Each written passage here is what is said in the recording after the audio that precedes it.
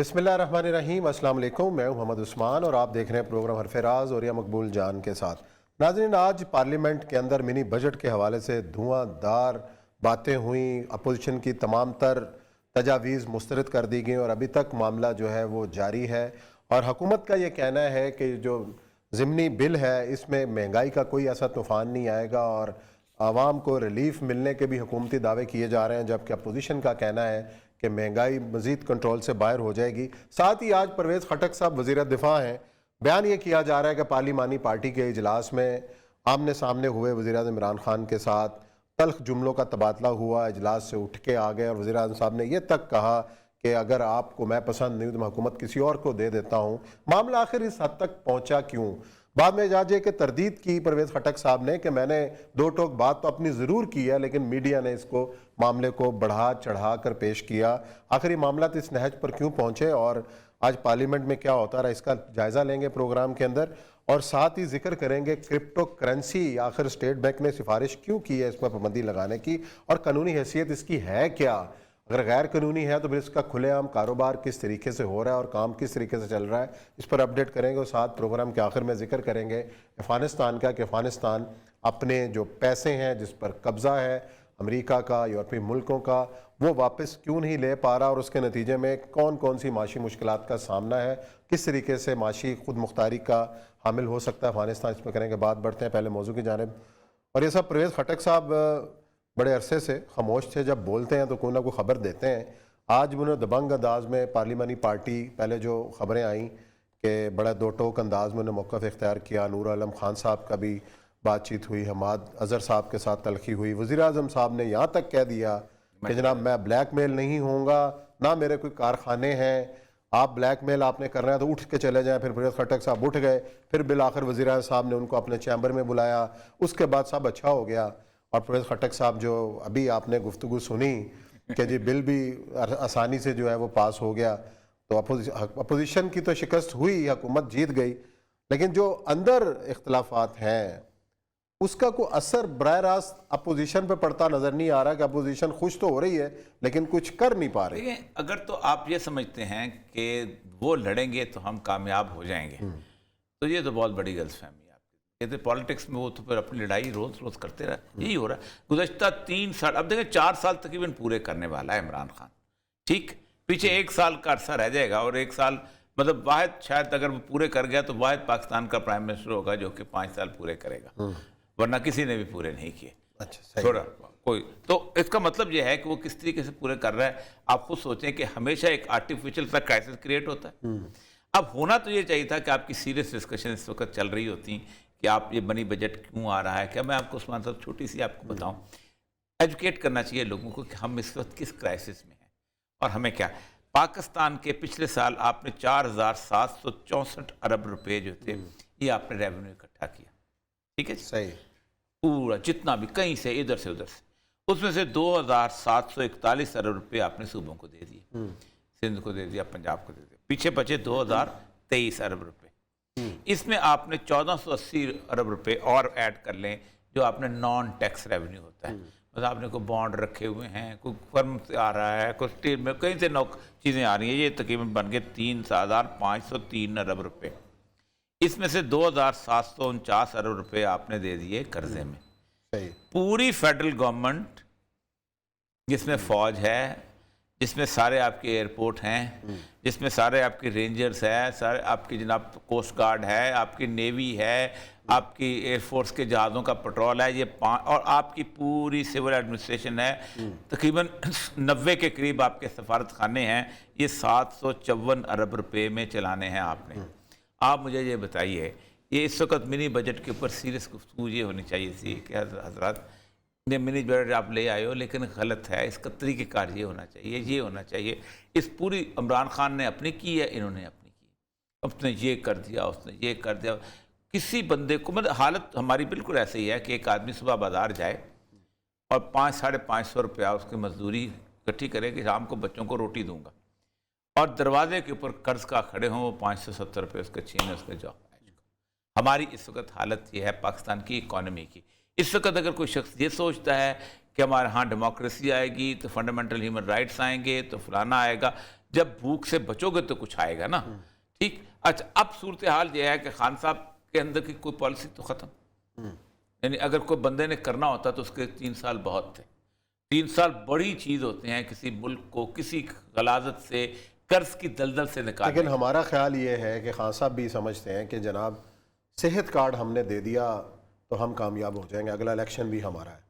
इतनी बड़ी उन्होंने बेनज़ीर को income support, Benazir income support से वो उनको उन्होंने कासर बंगाली साहब होते हैं हमारे दोस्त हैं, उनको उन्होंने कहा कि नहीं ये इस तरह करेंगे। तो 1000 रुपया भी जिसको मिल गया तो बेनज़ीर की तस्वीर है तो एक वो सिंध से बाहर 1000 दो या ना दो वो उसने देना ही देना।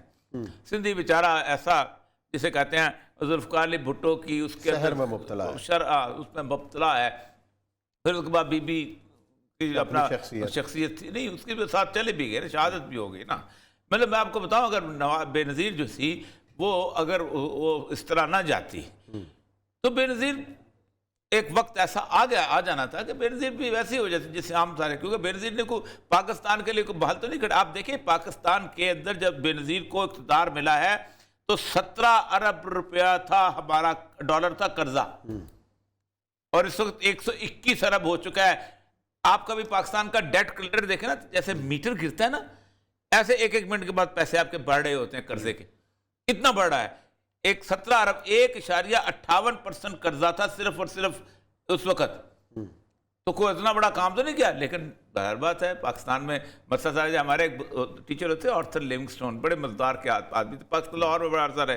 वो कहते हैं पाकिस्तान बड़ा मजेदार है, ये कब्रिस्तान है, सोशलिज्म लाओ दफन करो झंडा गाड़ दो, ठीक है, उसके बाद कम्युनिज्म लाओ जमहूरियत लाओ झंडा, कब्र परस्ती इनके यहाँ कमाल की है, हर नजरिया यहाँ दफन। लेकिन मैं सिर्फ ये कह रहा हूँ कि अब आज जो हुआ 3 बजे के करीब आपको पता ब्रेकिंग न्यूज शुरू हुई, फिरोज खटक ये हो गया वो हो गया, उसने कहा ये तो पहला बारिश का पहला कतरा है, ये अब कमाल हो जाएगा। पहला कतरा तो किसी ने नहीं कहा लेकिन नहीं मैं नाम नहीं लेना चाहता।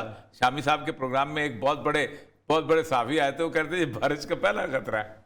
तो जब कतरे गिरने तो एकदम ही गिरने हैं इनको किसी को पता ही नहीं। उस्मान साहब मुझे ये बताइए कि आप ये 754 अरब के साथ आप मुझे बताइए कौन बर्दाश्त करेगा कि इमरान खान इस तरह की काम करे, या कौन बर्दाश्त करेगा कोई दूसरे आके लल्ले तल्ले करे, जब आपका मियर एग्जिस्टेंस खतरे में पड़ जाए। मेरी और आपका मसला नहीं है, हम अपना वो इमाम खुमैनी एक शेर पढ़ता था कि अज जलजला तरसंद हमा कौख नशीना, कि जलजले से वो डरें कि जो महलों में रहते हैं, वह खाना बदोशा गमे सैलाब न दारें। मैं तो खाना बदोश हूँ, मैं तो सैलाब से भी नहीं डरता, सैलाब भी खैमे के नीचे से गुजर जाता है, खैमा उसके ऊपर तैरने लगता है, खैमा किश्ती बन जाता है बार दफा। तो हमें तो कोई परवाह नहीं। लेकिन जिन लोगों के इतने बड़े बड़े मुरब्बे बनाए हुए हैं, जिन्होंने घर बनाए हुए हैं, जिन्होंने कारोबार बनाए हुए हैं, जिनकी एम्पायर बनी हुई है, उनको तो खौफ है। और वो खौफ में 2 तरह के लोग हैं, एक तो वो है कि जिनके बाहर हैं चले गए, एक वो है कि जिनके सारे के सारी वाबस्तगी यहाँ पर, फॉर एग्जाम्पल हमारे अस्करी अदारे हैं, इनमें अक्सरियत लोग जो हैं वो उनके सारे का सारा इंटरेस्ट यही है कि वो अगर स्टेक नहीं, क्योंकि उनका स्टेक सबसे बड़ा स्टेक यही है कि ये मुल्क है तो उनकी एग्जिस्टेंस है, ये मुल्क नहीं है तो उनकी एग्जिस्टेंस खत्म हो जाएगी। कोई और आएगा, जाहिर बात है, खुदा ना खास्ता अल्लाह ना करे ऐसा वक्त है तो पाकिस्तान की फौज तो नहीं रहेगी ना पाकिस्तान की फौज के वो सारे के सारे मामले रहेंगे, ना आर्मी वेलफेयर ट्रस्ट रहेगा, ना कोई और चीज़ रहेगी। तो उनके लिए तो मसला ये है कि 754 अरब लेने के लिए अगर दुनिया की कुव्वतें दर दौड़ी एक तो चीज़ पेश होगी जैसे बाकी दुनिया के अंदर होता है, तो हमारे साथ बनेगा क्या। दूसरा यह है कि पाकिस्तान के अंदर हमारा इंडस्ट्रियलिस्ट तो वो है कि जो पहले दिन जिस दिन यहाँ हवा का झोंका चलता है पैसे के मामले में, उठता है जाके कीनिया चला जाता है, उठता है जाके बांग्लादेश चला जाता है, उठता है जाके वो चला। रह कौन जाता है? जिसने वहाँ मोबाइल ठीक करने होते हैं। रह कौन जाता है? जिसने जूते की पॉलिश करनी, जिसका बस नहीं चलता, जिसके पास है कुछ नहीं, जाने के लिए कुछ नहीं। मैं अभी टर्की गया, उस्मान साहब कहाँ से लोग नहीं वहाँ आके आबाद हो रहा। एक मसला यह है कि पाकिस्तान जितना मुल्क है और 8 करोड़ पॉपुलेशन है, तो टर्की को तो बंदा चाहिए, टर्की को तो वास्ट लैंड है। अब जहाँ से अर्धबेल से शुरू हो जाए और वो कुनिया तक आते आते अंकरा तक आते आते क्या जंगल बन गया है वहाँ पे, फ्लैटों का विलास का। जी वो इसी इस्तांबुल के अंदर ही आप के अंदर भी इंडिया से लोग पाक मुसलमान बड़े दरबदर लोग जो है वो आ रहे हैं वहाँ पर ठहरे। तो असल मसला ये है कि ये जो पाकिस्तान का यहाँ 22 करोड़ लोग हैं जिसने खेत में काम करना है, जब उसका क्या कसूर है, ये कोई नहीं सोचता। सीरियस डिस्कशन हमारे यहाँ आउट हो चुके हैं। आप उस्मान साहब पाकिस्तान के कम से कम 50 प्रोग्राम जो इकॉनमी के निकाल लें और आप उनमें से निकाल के देखें कि किसने क्या कहा, आपको ये तो नजर आएगा कि ये मुल्क बहुत बुरी हालत में है, ये मुल्क तबाह बर्बाद होने वाला है, इस मुल्क की इकॉनमी तबाह कर दी, फलां एक कहेगा उसने कर दी, लेकिन कोई ये नहीं कहेगा कि इस मुल्क को निकालना कैसे यार। सोल्यूशन क्या है, वे आउट उसकी वजह यह है कि ये ना बिकता है ना हम खरीदना चाहते, हम सोल्यूशन खरीदना नहीं चाहते, हम बीमारी की तशखीस खरीदना चाहते हैं कि ये बीमार है भाई, अब जो तबाह हो गया, अब गया इमरान। लेकिन मुझे ये बताओ, कोई इमरान खान चला जाए या कल नवाज शरीफ चला जाए या जरदारी चला जाए तो और मुल्क में क्यास आ जाए तो किस पे भारी पड़ेगा ये मुल्क? हम सब पे भारी पड़े। तो असल मतलब यह है कि आज वैसे मजे से परवेज खटक साहब फिर आज तकरीर, तो परवेज खटक साहब कह रहा था बुलडोज करो, स्पीकर को कह रहा था यार सादिक साहब आप भी करते रहे, तो स्पीकर साहब ये आधा घंटा पहले ये वक्त जाया कर रहे हैं, आप भी बुलडोज। फारसी का शेर सुना देता हूँ कि वो फारसी का शेर है कि माशूक माँ बशेवाए हरकस माफकस्त, मेरा माशूक जो है हर जगह फिट हो जाता है, बामा नमाज करत मेरे साथ नमाज पढ़ता है, बस बामा शराब कर मेरे साथ शराब पीता है, वह बज़ाहिर नमाज कर राज से जाकर नमाज पढ़ लेता है। 4 दिन पहले वो इनके पास गए थे नून लीग, मेरे पास 11 आदमी है। जब वो ख्वाजा हसन ने खड़े होके कहा भाई ये हमारे साथ लोग हैं, पाँव पकड़ लिए, नहीं है मेरे राज मत खोलना, वो तो आप उसकी बात छोड़ दें लोग। चलो ये तो चलता रहता, पाकिस्तान की सियासत है, कुछ भी नामुमकिन नहीं है, आज कुछ है और कल बदलते देर भी नहीं लगती। क्या लेते हैं ब्रेक के बाद आएंगे और जिक्र करेंगे एक अहम मामला, क्रिप्टो करेंसी, आखिर पाकिस्तान में कारोबार कैसे चल रहा है और क्या तजावीज़ दी गई हैं स्टेट बैंक की तरफ से, जायज़ा लेंगे ब्रेक के।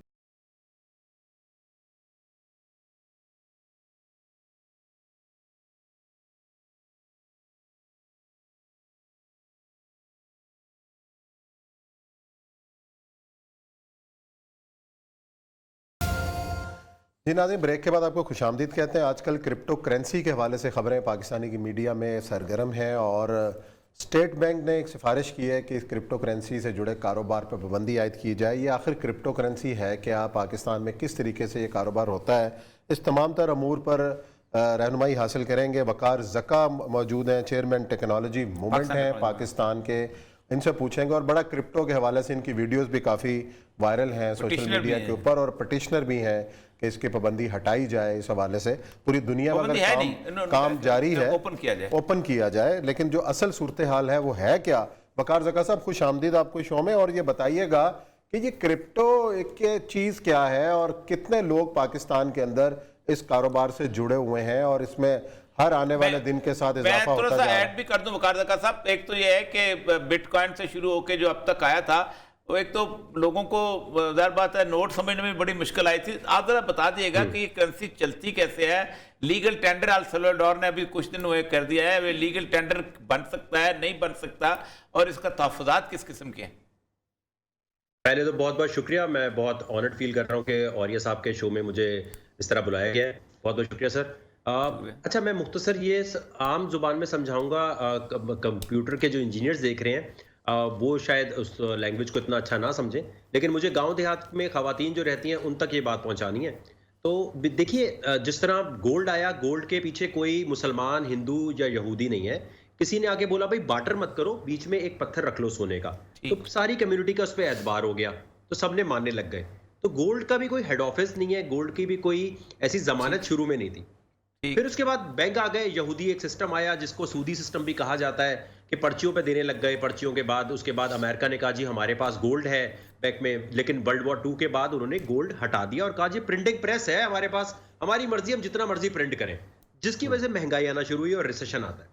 2008 में जब ये रिसेशन बहुत बड़ा आया तो कंप्यूटर की दुनिया के बहुत सारे लोगों ने, और ये भी कहा जाता है कि NSA, नेशनल सिक्योरिटी एजेंसी जो है अमेरिका की, जहां दुनिया के सबसे बेस्ट क्रिप्टोग्राफर्स हैं, उन्होंने कहा कि हम कुछ ना कुछ ऐसा सिस्टम बनाते हैं जिससे फाइनेंशियल सिस्टम को हम मॉनिटर कर सकें, क्योंकि रोनाल्ड रेगन के जमाने में जो भी मामलात हुए थे करप्शन के, अमेरिका कंट्रोल नहीं कर सका था। तो उन्होंने कहा हम ये एक सिस्टम निकालते हैं इंटरनेट के थ्रू, उसके थ्रू कंट्रोल हो। अब ये हुआ जी सिस्टम चलेगा कैसे। सिस्टम के बारे में ये कहा गया जी बैंक क्योंकि हमारा पैसा रख लेते हैं और एंजॉय करते हैं, और इसी तरह के ATM से, और ये साहब अभी आप 25,000 रुपए निकाल सकते हैं या 50 निकाल सकते हैं, बेशक 1 करोड़ भी पड़ा हो। तो उन्होंने कहा जी ये क्या तरीका है यार, अम्मी के पास तो नहीं पैसे रखवाए हमने, हम पूरे अगर 1 करोड़ अभी निकालना चाहते हैं 24 घंटे में तो क्यों नहीं निकाल सकते। या अभी आप बैंक जाएं और आप पैसे निकालने लगेंगे तो आपके पैसे पे ही वो पूछेंगे क्यों निकाल रहे हैं सर, क्यों लेके जा रहे हैं। इस चीज को खत्म करने के लिए और मनी लॉन्ड्रिंग और टेरर फाइनेंसिंग जो हवाला हुंडी के थ्रू होती है उसको रोकने के लिए ये एकदम बनाया गया कि अगर मैं औरिया साहब को पैसे भेजना चाहता हूं तो बीच में बैंक वेस्टर्न यूनियन नहीं होगा। अगर वो नहीं होंगे तो फिर इसकी वेरिफिकेशन कौन करेगा? तो इसकी वेरिफिकेशन के लिए एक सिस्टम बनाया गया जो एक टेक्नोलॉजी है ब्लॉकचेन, जिसको आसान आसान जबान में ये समझ ले बही खाता होता है जी। एक गली मोहल्ले में एक बंदा कमेटी जमा करता है और कमेटी जमा करते हुए वो कहता है रिकॉर्ड मेरे पास है, वो सेंट्रलाइज्ड सिस्टम हो गया। अब कैसा हो कि जो लोग कमेटी डाल रहे हैं उन सबको पता हो कि किसने कितनी कमेटी दी है और कब कब दी है, टाइम पता हो। उस सिस्टम को ब्लॉकचेन कह दिया गया जिसमें पूरी दुनिया का एतबार हो गया। 2013 से इसके एटीएम अमेरिका में लग गए, यूके में लग गए, लेकिन क्योंकि हमें टेंजिबल चीजों का शौक है, प्रॉपर्टी नजर आनी चाहिए, गोल्ड नजर आना चाहिए, तो हमारे लिए एतबार करना बहुत मुश्किल है कि यार ये वर्चुअल दुनिया में क्या चीज है। तो बेसिकली बिटकॉइन एक ऐसे सिस्टम को, एक फाइनेंशियल सिस्टम की रेवोल्यूशन है। जैसे इंटरनेट आया, अब बिटकॉइन आ गया। बिटकॉइन को समझने के लिए अगर जल्दी समझ ना भी आए तो मसला नहीं है। दुनिया में सिर्फ 5-6% को समझ आया है, 3-4% ने पैसा लगाया है, 3 ट्रिलियन की तो मार्केट हुई अभी, तो टेंशन नहीं है इसमें। समझे? अच्छा, सरकार का एक छोटी सी बात यहाँ पर, एक तो ये है कि सोना जब उन्होंने बदला तो कागज लेके आए तो उसके पीछे रियासत की फोर्स थी, ताकत थी, वो उसने इस्तेमाल किया। बटन वुड एग्रीमेंट हुआ, उस बटन वुड एग्रीमेंट के अंदर उनका कागज की करेंसी। फिर 73 में पेट्रो डॉलर आ गया, आपको ज़ारबत मुझसे ज़्यादा बेहतर पता है, ये चीज़ हो गई। अच्छा, यहाँ मैं देख रहा था कि एक कम्युनिटी खुद बना सकती है, तो इसका मतलब ये है कि अगर ये इस तरह की मुख्तलिफ किस्म की कम्युनिटी बन गई जो कि सार बात एक पर ट्रस्ट भी करती हों, और जिसे हम वो कहते हैं माइनिंग कहते हैं, कॉइन के माइनिंग जिसे कहते हैं, तो इसका मतलब यह है कि रियासत तो फिर इसका मतलब यह है कि इन फाइनेंशियल मामला से दूर हो जाएगी अनलेस को इसको तस्लीम कर ले कि ये लीगल टेंडर है। नहीं सर, ये उसी तरह जैसे डॉलर जब नया नया शुरू में हुआ था तो 2-3 तरह के डॉलर बन गए थे।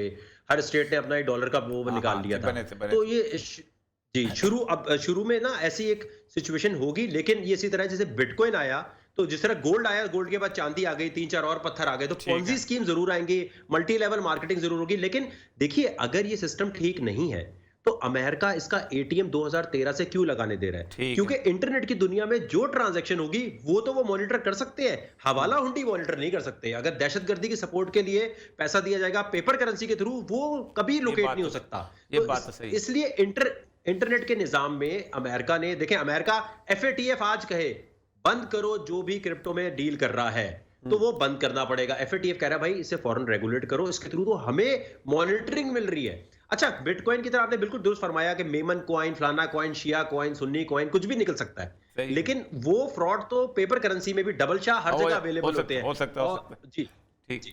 तो ये समझने की जरूरत है कि जी सर बोलिए। अच्छा, ये एक तो ये बात आपकी ठीक है कि स्टेट उसको मॉनिटर कर सकते है, इंटरनेट को जो मॉनिटर करता है, जो ताकतवर है वो उसको मॉनिटर कर सकता है। लेकिन सबसे अहम तरीन बात ये पूछने वाली है कि इतनी एस्केलेशन जो है प्राइस में कैसे हो गई। मतलब देखा हमने 2012 में तो जो बिल्कुल आप 78 लाख के करीब जो है वो ये कैसे हो गया इसकी वैल्यूएशन, क्योंकि जाहिर बात है आपकी कोई ना कोई उसकी क्रेडिबिलिटी इतनी एस्टेब्लिश हुई है तो इतना ज्यादा हो गया।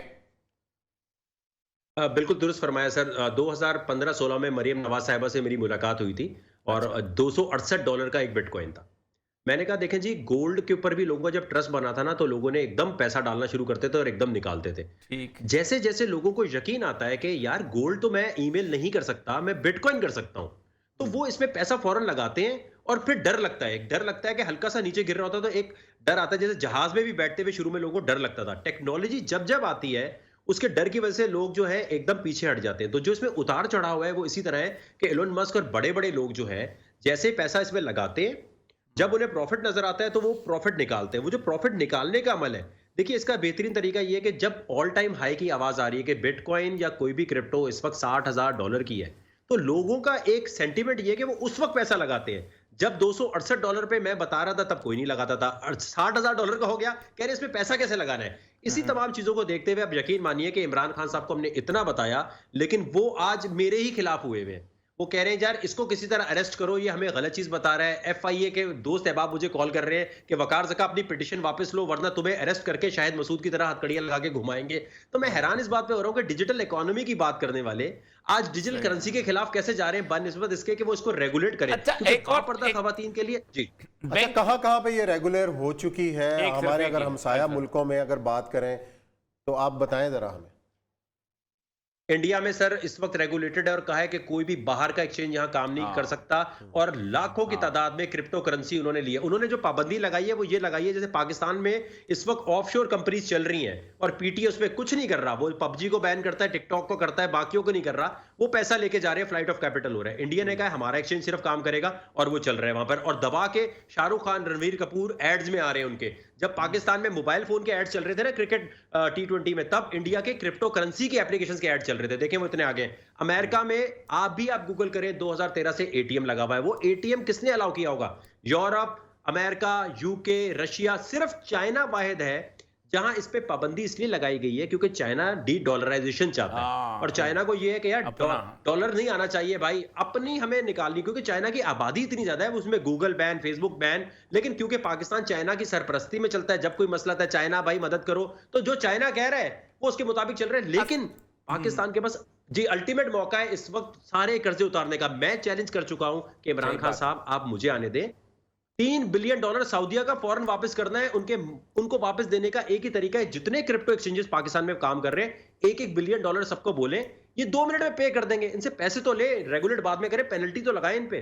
अच्छा, ये बताएं सबसे अहम बात यह है जो आपने चाइना वाली बात की है कि चाइना और रशिया मिलके अपना एक इंटरनेशनल मॉनेटरी सिस्टम लेके आ रहे हैं और वो नहीं चाहेंगे कि क्रिप्टो किस्म की चीज जो है वो उनका मार्केट के अंदर आए, वो लीगल टेंडर बने जो कुछ है। क्या आप समझते हैं कि पाकिस्तान में जो रिसेंट मूव स्टेट बैंक ने की है वो अंडर चाइना गाइडेंस की है?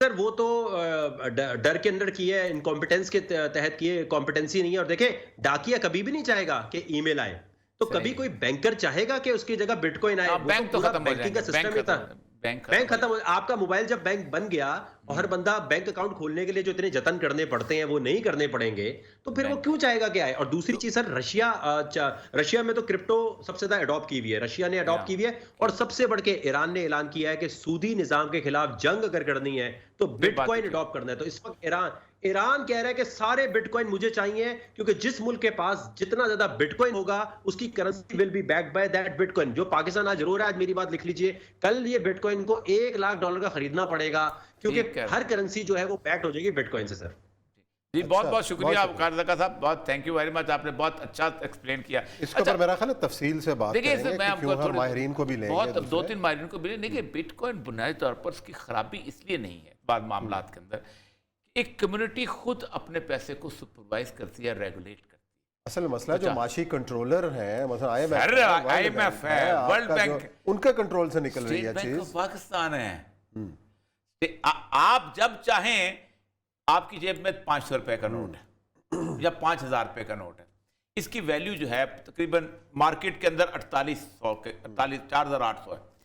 मैं स्टेट बैंक को ऑर्डर करता हूं यार इस तरह के ना कोई 2 लाख नोट और छाप दो, आपका ये नोट जो है ना वो 4000 का बन जाएगा। सही है। क्यों? मैंने आपकी जेब से 1000 रुपया चोरी कर लिया।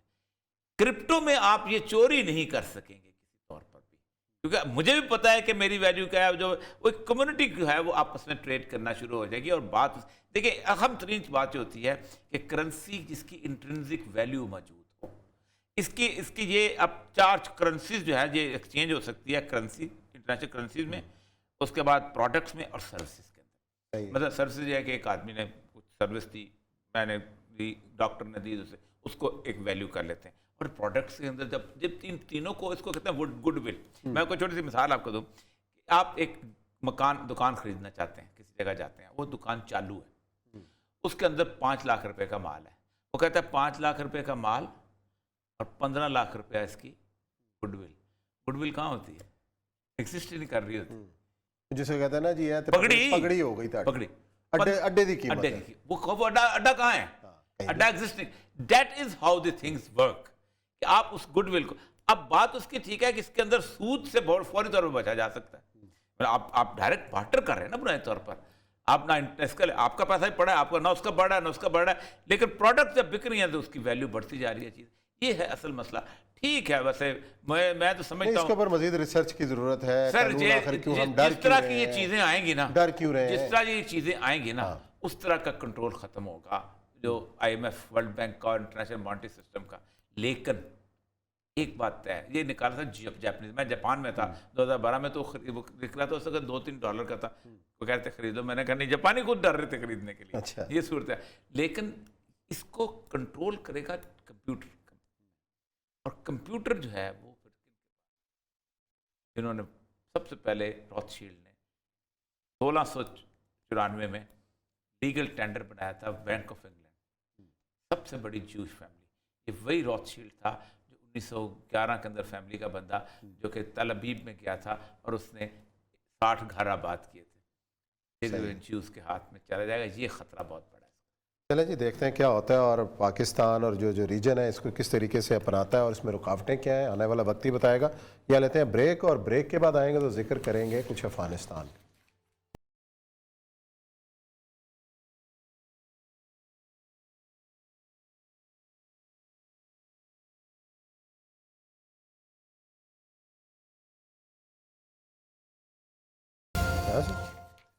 जी नाज़रीन, ब्रेक के बाद आपको खुशामदीद कहते हैं। बात कर रहे हैं अफगानिस्तान की, जिसकी डूबी हुई रकम वागुजार कराने के लिए सफारती कोशिशों का आगाज़ हो गया है, और इस रकम के ना मिलने की सूरत के अंदर अफगानिस्तान जिस माशी मुश्किल का शिकार है, और जो ख़बरें आ रही हैं बैरून मुल्क सफारत खानों से, और ये सब अब तो ये हाल ये है कि जो बैरून मुल्क जो सफारती मिशन है उसमें भी तनख्वाहें नहीं दी जा रही, लोकल तो आप बात छोड़ें।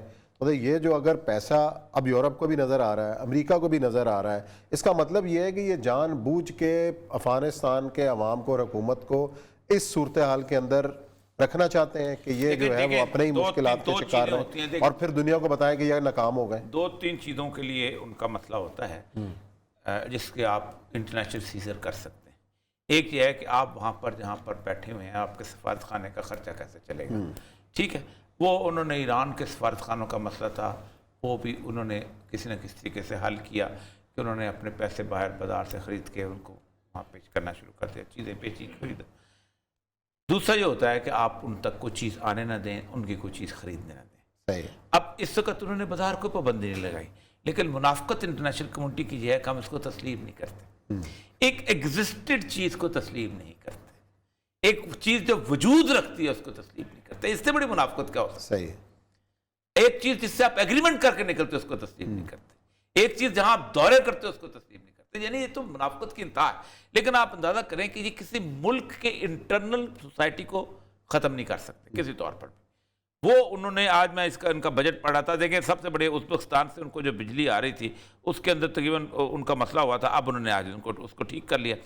कल उनका जो है उनका जो परेड हुई है उससे खोस्त में एक 203 पर उसकी परेड की वीडियोस देखने वाली हैं कि किस तरीके से उन्होंने उसको। अच्छा, जहाज़ों का भी उन्होंने मुतालबा किया उज़्बेकिस्तान काज़ाकिस्तान से कि हमारे जहाज़ वापस करो वहाँ जो एयरलाइन है वो जाके पार्क करके आगे थे, वहाँ पे जाके पायलट भी ले गए, जहाज़ भी ले गए, वो उन्होंने कब्जा कर लिया वापस। अब देखें तुर्कमानिस्तान का जो प्रोजेक्ट है वो इस वक्त जो उन्होंने साइन किया है, अब 20 जनवरी से हेरात के इलाके तोरगंडी से होगा।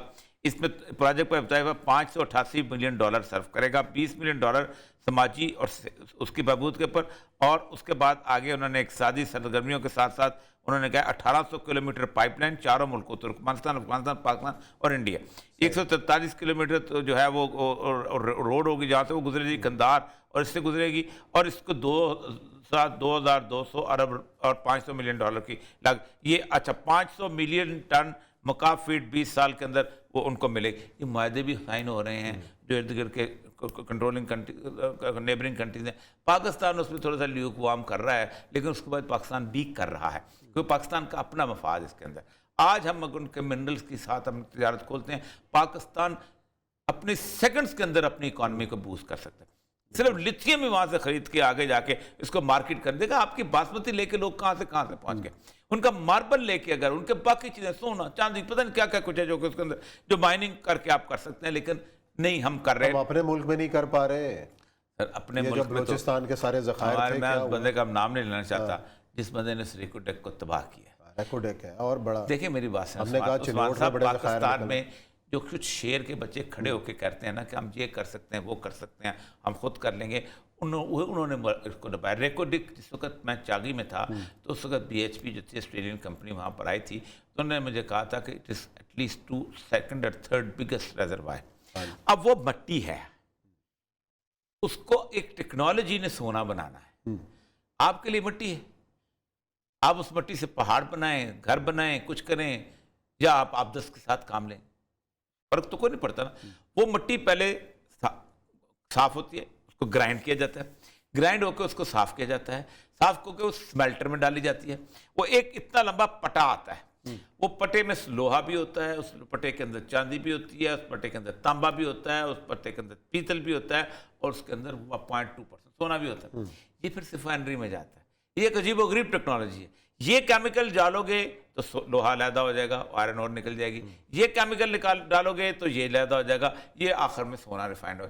ये काम आपको करना आता होता ठीक है, वरना तो बलूचिस्तान का बलोच पहले भी उधर बैठ के तो मिट्टी का घरोंदा बनाता था, आज भी उसी मट्टी से लोगों ने घर बनाए हुए हैं।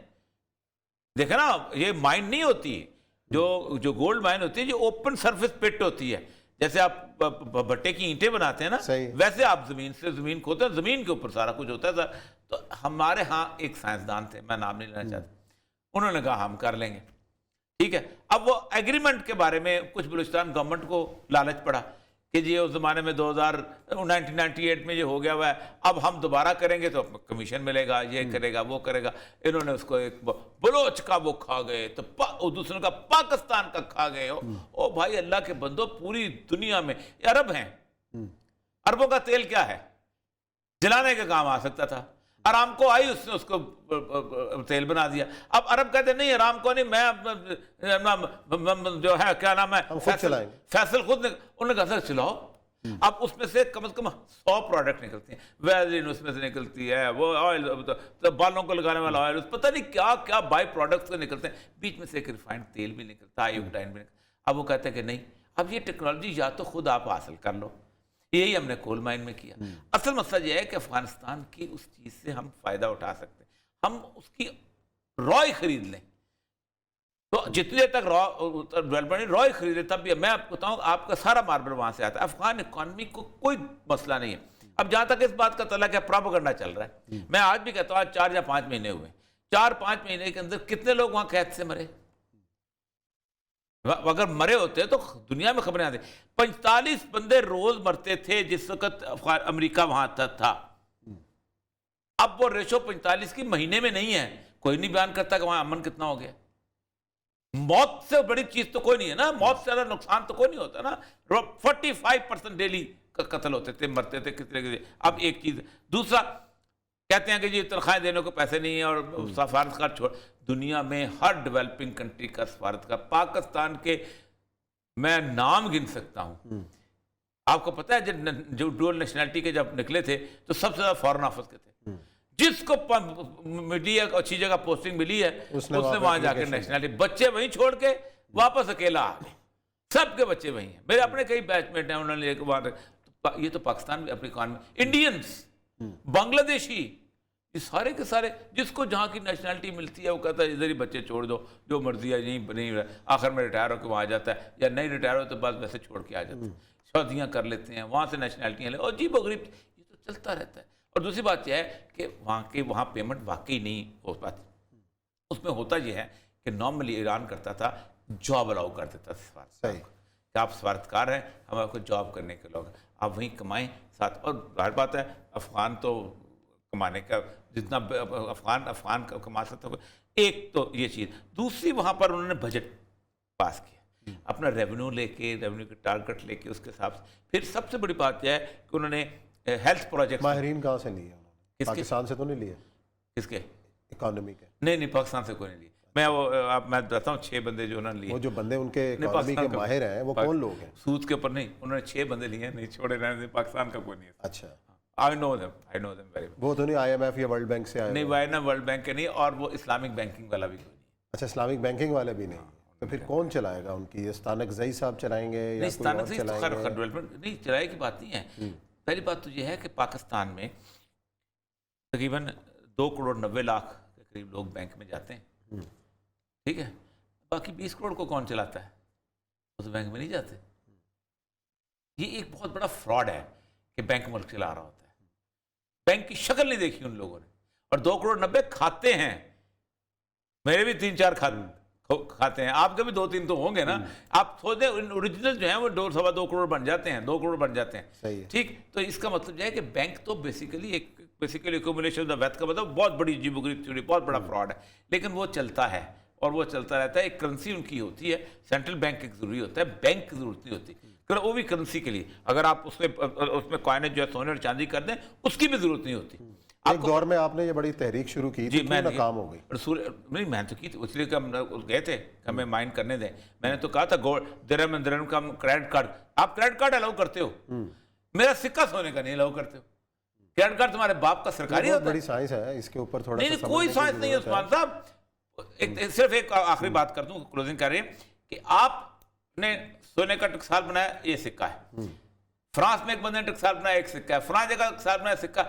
आपको ना पता मेरी करेंसी का रेट क्या है, सबका एक जैसा है, सब, कोई इन्फ्लेशन, कोई एक्सचेंज रेट कुछ नहीं। रसूल अकरम सल्लल्लाहु अलैहि वसल्लम ने कतन अलाउ नहीं किया। उसने कहा जो सोने का सिक्का 1 तोले का मिलता है खरीदो और चला दो। कोई बैंक की जरूरत नहीं है, कोई स्टेट करेंसी की जरूरत नहीं पड़ती। आप सोना चलें जहां जाके बेचते हैं। चलें जी, प्रोग्राम का यहाँ वक्त खत्म होता है। इंशाल्लाह पीर को मिलेंगे नए मौज़ूआत के साथ। अपना ख्याल रखें। अल्लाह।